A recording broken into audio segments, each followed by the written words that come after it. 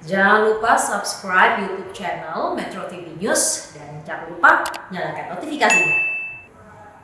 Menteri Pariwisata dan Ekonomi Kreatif Sandiaga Uno mengunjungi objek wisata skala prioritas nasional Danau Toba, Sumatera Utara selama 2 hari untuk melanjutkan progres pengembangan destinasi super prioritas.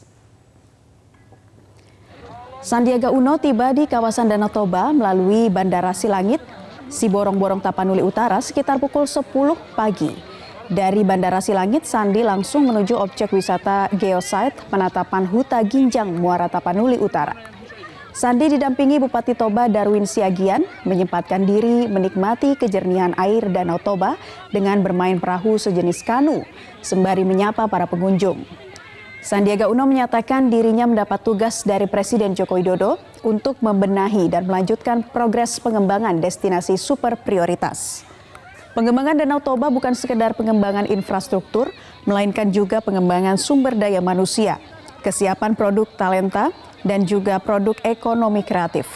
Sandiaga akan mengembangkan wisata open water dan kegiatan olahraga berbasis air seperti Dragon Boat.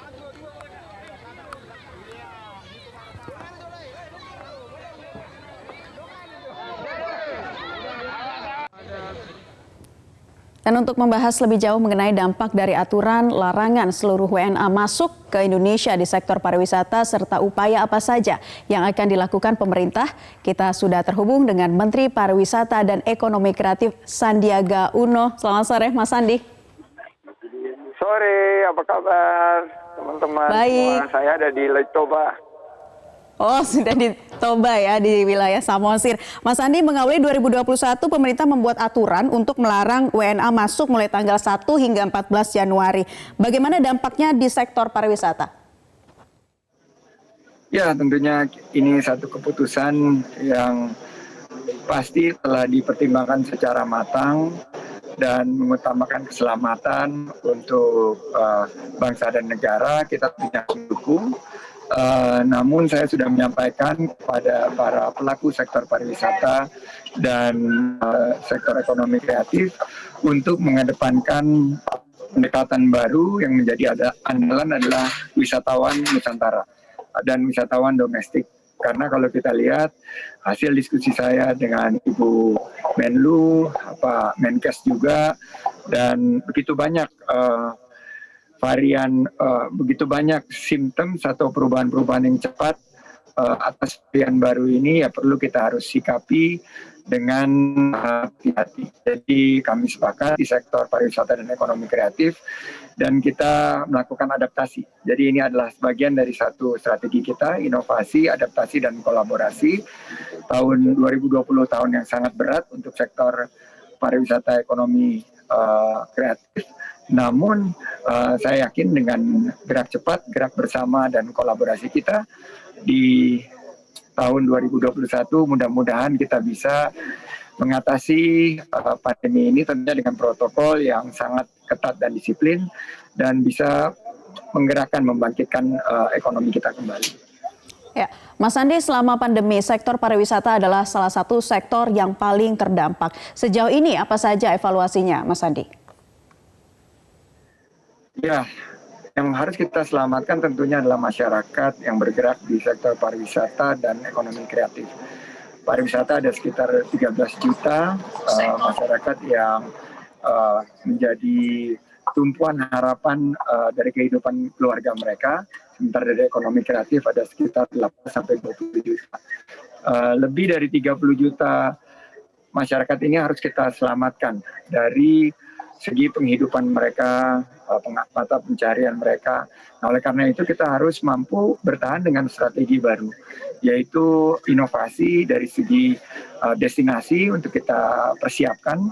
Hari ini saya ada di Danau Toba, salah satu destinasi super prioritas. Kita gunakan 1 tahun ini untuk beradaptasi dengan satu pendekatan yang dikhususkan kepada para wisatawan domestik, sehingga tadi saya dapat kabar ada beberapa hotel yang sudah 100% tingkat huniannya. Ini adalah bagian-bagian dari adaptasi. Yang kedua adalah bagaimana di waktu yang bisa dibilang lumayan singkat di 2021, kita juga bisa benahi aspek lainnya. Seperti saya memakai ulos ini adalah bagian daripada kita untuk mencari sisi ekonomi kreatifnya, bagaimana pariwisata dan ekonomi kreatif ini akan menjadi lokomotif dari kebangkitan mudah-mudahan yang bisa kita mulai 2021. Ya, Mas Sandi, langkah jangka pendek atau program khusus untuk menghidupkan kembali sektor pariwisata di tahun 2021 seperti apa? Ya, kalau kita lihat yang bisa kita lakukan dengan segala keterbatasan, dengan mengutamakan kesehatan dan keselamatan adalah pariwisata berbasis budaya untuk wisatawan Nusantara.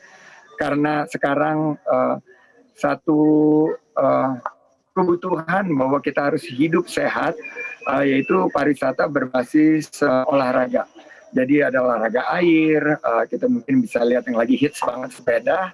Saya lihat tadi ngecek sendiri jalannya di Danau Toba ini bisa digunakan untuk berwisata sembari selagi bersepeda.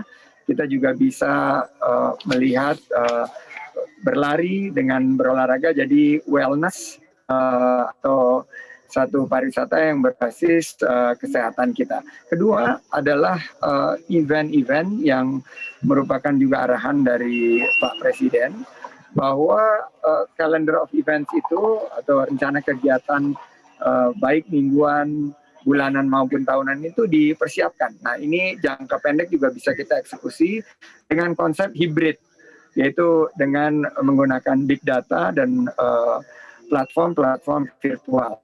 Kita merangkul para pelaku ekonomi kreatif yang sekarang kesulitan mendapatkan tunjukkan atau kegiatan. Jadi kita ini akan kami fasilitasi. Dan terakhir saya di sini bertemu dengan 8 bupati dari 8 kabupaten. Nah, kita harus gunakan langkah-langkah koordinatif karena selama ini banyak sekali kita tidak bisa mengeksekusi kebijakan dari pusat karena tentunya beberapa hambatan. Nah, tadi saya sudah mendapatkan komitmen baik dari 8 bupati maupun juga dari teman-teman PUPR yang terus dengan sigap menyiapkan infrastruktur. Harapan kita bahwa kita all out, kita gaspol, kita garap semua potensi untuk mempertahankan dan menciptakan lapangan kerja. Dan mudah-mudahan dari usaha-usaha kecil seperti Ulos, Making Facility, dan orang-orang hebat dari Sumatera Utara, dari daerah Toba yang ada di Jakarta dan di daerah lain, wilayah Nusantara, kita bisa bangkitkan pariwisata bukan hanya di Danau Toba, tapi juga di destinasi lain di seluruh pelosok Nusantara. Ya. Mas Andi, bagaimana juga memastikan terkait pengawasan penerapan protokol kesehatan di sejumlah tempat wisata, Mas Andi? Koordinasinya seperti apa? Ya, kita berkoordinasi dengan semua pihak tentunya, para pemangku kepentingan, dan kami memastikan bahwa untuk kita bisa bangkit, kita harus tanpa ada toleransi menerapkan protokol kesehatan yang ketat dan disiplin. Jadi mulai dari kita meninggalkan rumah, sampai kita ke airport, sampai kita menggunakan pesawat udara atau juga mungkin angkutan darat atau angkutan laut, kita pastikan semua 3M, cleanliness, health, safety, dan environmental atau K4 saya sebut sebagai kebersihan, kesehatan, keselamatan, dan juga kelanjutan lingkungan harus kita pastikan, karena pariwisata mustahil atau ekonomi kreatif mustahil akan bangkit bersamaan tanpa kemampuan kita untuk menekan laju penularan virus COVID-19 ini. Ya. Mas Andi, apa target terbesar Kementerian Parekraf untuk pengembangan pariwisata dan peningkatan jumlah wisatawan ke depan? Ya, saya harus realistis bahwa di tengah COVID-19 ini, karena prioritasnya masih di bidang atau akan terus di bidang kesehatan dari aspek keselamatan, ya tentunya targetnya adalah meningkatkan kualitas dari pariwisata. Pariwisata berbasis budaya, pariwisata berbasis kearifan lokal, berkelanjutan, berkualitas, dan tentunya sehat. Itu target utama kita. Jangan kita muluk-muluk mengejar angka, mengejar satu target yang berpotensi malah untuk menimbulkan klaster-klaster baru. Akhirnya saya tidak ingin liburan Natal dan Tahun Baru ini justru meningkatkan jumlah kasus COVID-19. Mas Andi, pertanyaan terakhir, imbauan untuk para pelaku industri pariwisata ke depannya seperti apa, Mas Andi? Mohon sabar, ini satu ujian, namun pemerintah terutama kami di sektor pariwisata dan ekonomi kreatif akan berjuang secara cepat, gercep, saya bilang gerak cepat, geber, gerak bersama, dan gaspol. Yaitu kita garap semua potensi untuk penyelamatan sektor ini, terutama lapangan pekerjaannya. Saya juga koordinasi dengan Bu Risma, saya minta ada paket-paket bantuan untuk pekerja informal di sektor pariwisata dan ekonomi kreatif.